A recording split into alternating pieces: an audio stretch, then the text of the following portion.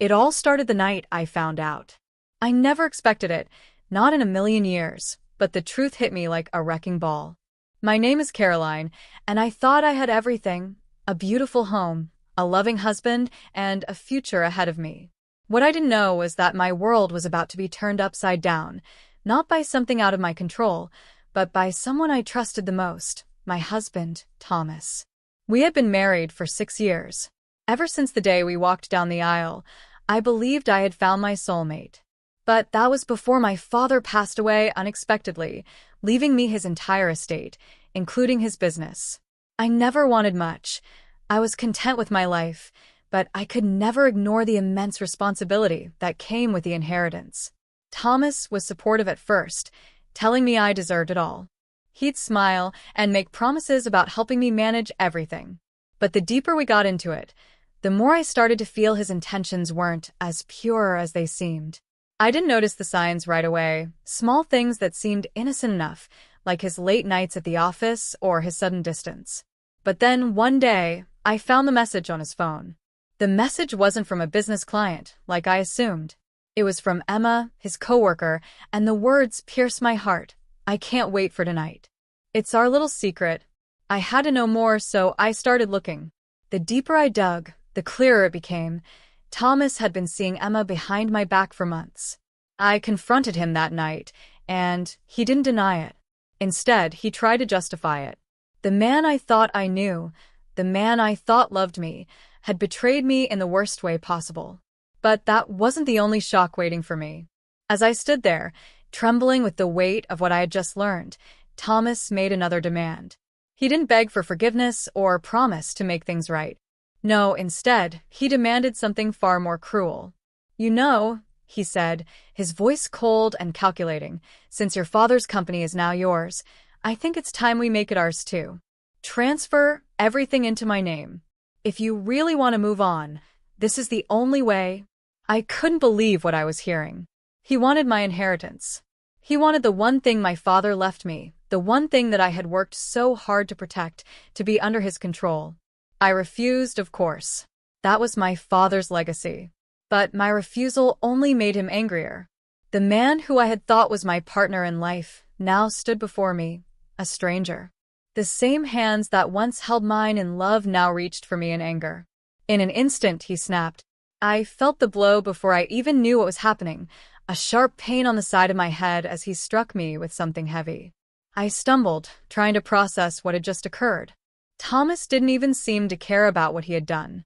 He just stared at me, his face full of fury, as I realized that everything had changed in a matter of seconds. The pain in my head was overwhelming. I stumbled backward, trying to steady myself, but everything felt blurry. My mind was racing. How could this be happening? The man I married, the man I trusted, had just hit me. And not just any man, but the one who wanted my inheritance, my father's legacy, all because of his greed. I felt a wave of disbelief, but it soon turned into anger. How dare he? How dare he think he could take something that wasn't his? And yet, as much as I wanted to lash out, to scream and make him feel what I was feeling, I knew it was pointless. The damage had been done. Thomas stood there, staring at me as if I was the problem. He didn't apologize or show any sign of remorse. Instead, he walked past me, his words cutting through the silence like a knife. "If you really loved me, you'd do this for us. But I guess it's too late for that now." I watched him leave the room, but I couldn't move. My thoughts were in turmoil, my mind clouded with shock and hurt. How had it come to this? I'd always thought that love meant partnership, trust, and loyalty. But now, I realized I had been living in a lie. After what felt like an eternity, I finally gathered the strength to stand up. I couldn't let him get away with this. I couldn't let him walk out of my life and take everything with him. This wasn't just about the money or the inheritance anymore. It was about my dignity, my right to decide what happens next. I walked to my office and shut the door behind me, locking it. The first thing I did was check the legal documents my father had left behind.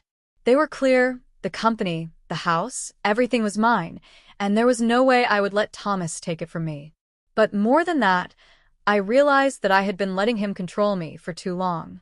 I had given him power over my decisions, over my life, and I couldn't do that anymore. The confrontation we had earlier was a wake-up call. It wasn't just about his infidelity. It was about the way he had manipulated me, pretending to be someone he wasn't. He wanted my wealth, my security, and he didn't care what he had to do to get it. But I wasn't going to let him win. I grabbed my phone and called a lawyer. I needed help, someone who could guide me through this mess and protect what was mine. I needed to be smart. The lawyer, a woman named Rachel, was kind but firm. She explained that I had the legal right to everything my father left me, but she also warned me about what I was up against. "This is going to get ugly," she said. "Thomas is going to fight for what he wants. But you need to be ready. You can't let him manipulate you anymore." Her words stuck with me as I hung up the phone. The road ahead would be difficult, but it was one I had to walk alone. I knew what I needed to do. The next few days felt like a blur. I was so focused on preparing for the legal battle that I didn't even notice the silence between Thomas and me. He had stayed at a hotel after our fight, but he still expected me to let him back into our home.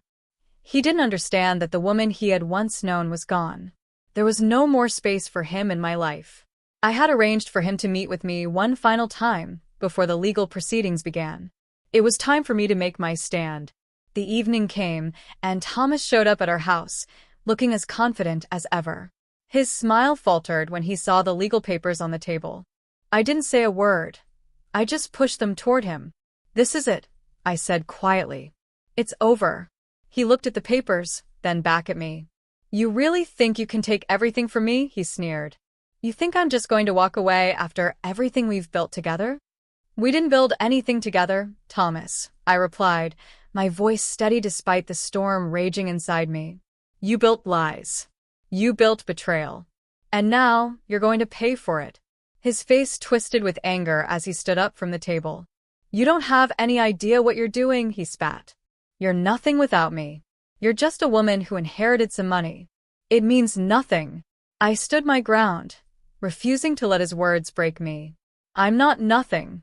I'm Caroline, and I don't need you to define who I am." The tension between us was palpable. I could see the rage building in his eyes, and I knew he wasn't going to back down without a fight. But I was ready. He took a step toward me, and before I could react, his hand shot out, grabbing my arm tightly. "You're making a huge mistake," he growled. "I won't let you take everything from me." I could feel his anger radiating off him, but I wasn't afraid anymore. This was the final test. The moment when I had to prove that I wouldn't let him walk all over me. "Let go of me, Thomas," I said, my voice calm but firm. For a moment, he just stood there, glaring at me. Then, slowly, he released my arm and stepped back, his face full of fury. "We'll see who wins in the end," he muttered before storming out of the house, slamming the door behind him. The door slammed behind him, and I stood there, shaking with a mixture of fear and relief. He was gone, but I knew this wasn't over. It had only just begun. The weight of everything, my inheritance, my marriage, the betrayal, felt unbearable at times, but deep down, I knew it was time to let go of everything that had kept me tied to Thomas. He was right about one thing. I didn't need him to define who I was. I had a chance now to build something on my own, to reclaim the life he had tried to steal from me. The days that followed were filled with paperwork, calls, and sleepless nights. Rachel, my lawyer, guided me through the process, and with each step, I felt more certain that I was making the right decision. But the emotional toll was exhausting. I had never imagined that the man I loved would turn on me this way, that his greed would overshadow everything we had built together. Despite the growing distance, Thomas still tried to assert control. He began contacting my family, telling them lies about me and the situation. He painted himself as the victim, claiming I was cold and heartless, that I had taken everything from him. His words spread like wildfire, and soon, my family was caught in the crossfire. My mother called me one evening, her voice shaking with worry. "Caroline, you have to listen to me," she said. "What's happening with Thomas? He's telling everyone you're stealing from him. You need to make things right. Don't let this tear our family apart." I had heard enough. Mom, I'm not stealing from him. I'm protecting what's mine. I'm protecting what my father left me. But why are you doing this? She asked. Why can't you just forgive him? You've been through so much together. I felt a pang of guilt, but I knew what I had to do. I can't forgive someone who doesn't respect me, who's only interested in what I have. I'm not a charity, and I'm not going to keep letting him walk all over me. There was a long pause on the other end of the line. Then, quietly, my mom spoke. I understand. Just be careful. This could get ugly. I hung up the phone, but I couldn't shake the feeling that I had lost something that couldn't be replaced. Family, trust, love, they all seemed so fragile now. But I had no choice but to move forward. A few weeks later, we found ourselves in court. The battle over my inheritance had turned into a bitter, public spectacle. Thomas hired his own lawyer, someone just as ruthless and manipulative as he was. They tried every tactic, from questioning my ability to manage my father's company to accusing me of hiding assets. But no matter what they threw at me, I stood firm. On the day of the final hearing, the courtroom was packed. My heart pounded in my chest as I sat in front of the judge, waiting for the verdict. Thomas sat across from me, his expression cold, but I could see the fear in his eyes. He had underestimated me. As the judge reviewed the evidence and considered both sides, I held my breath. I had spent so many sleepless nights wondering if I had made the right choice, if I had done enough to protect my future. The fear of losing it all, of having to give in to Thomas's demands, almost consumed me. Finally, the judge spoke. After reviewing the case, it is clear that the inheritance belongs solely to Caroline, as stipulated in her father's will. Thomas, you will receive no share of the estate. Any claims of emotional distress or manipulation have been dismissed. I felt the weight lift off my shoulders. The battle was over. The judge had ruled in my favor, and for the first time in weeks, I felt a sense of relief. Thomas had lost. But more importantly, I had won back my life. It took some time, but slowly I began to rebuild. I sold the house that Thomas and I had once shared and used the money to expand my father's business, making it my own. I hired a team of professionals to help me manage the company, and with every step, I felt stronger and more in control of my destiny. But the most important part of my healing was learning to trust myself again. For years, I had relied on Thomas, let him control my decisions, and believed in the future he promised. Now I was learning to live for me, to pursue my own goals and dreams without fear of someone else's manipulation. It wasn't easy, and there were days when the pain of the past crept in, reminding me of the betrayal. But I kept moving forward. I kept building.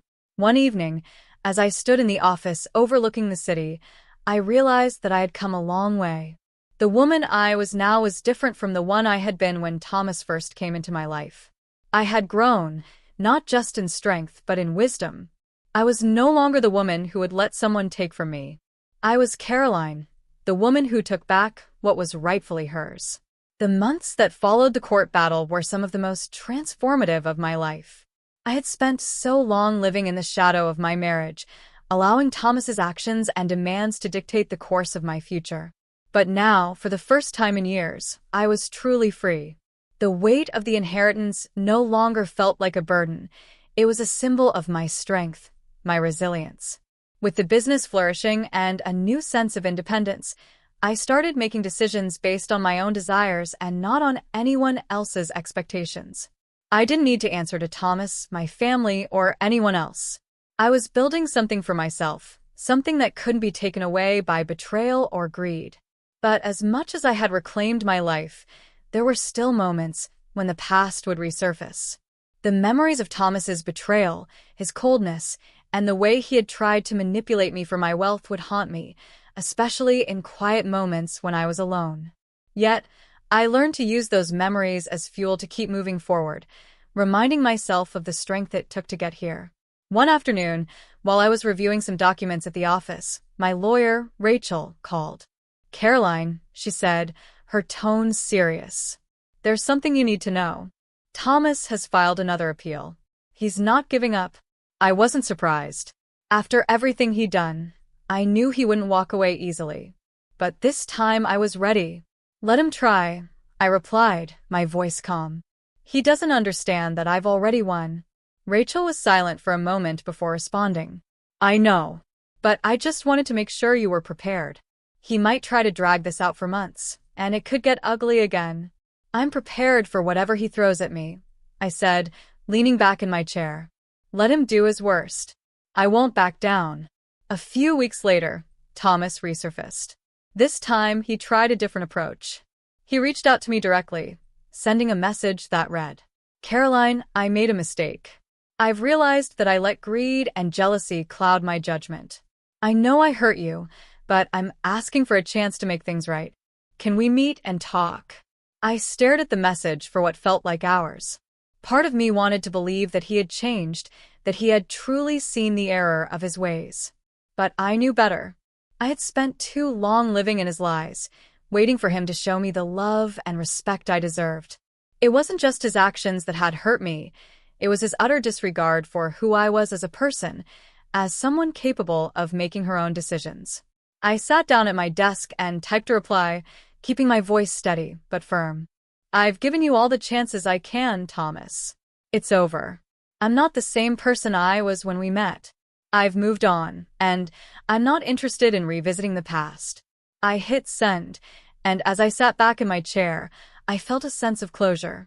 I had let go of the man who once held so much power over me, and with that, I had also let go of all the pain he caused. I realized then that I had not just taken back my inheritance, I had taken back my life. The years that followed were filled with growth. I expanded my father's business, turning it into a successful company that not only provided for me, but also for others. I surrounded myself with people who supported me, true friends, loyal employees, and mentors who believed in me long after Thomas had abandoned me. I didn't need a man's approval to feel worthy. I didn't need anyone's validation to know that I was enough. For the first time in my life, I felt complete, whole, not because of what I had, but because of who I had become. One evening, as I sat in my office overlooking the city skyline, I thought about everything that had led me here. The pain, the betrayal, the long nights spent wondering if I'd ever be able to move forward. But now, all of that seemed so distant. I had survived it all, and in the end, I had come out stronger than ever. Looking out at the city, I knew this was just the beginning. I was no longer a woman defined by the man who betrayed me. I was Caroline, strong, independent, and ready for whatever the future held. And as I watched the sun set behind the skyline, I knew one thing for certain. No one would ever take away my happiness again.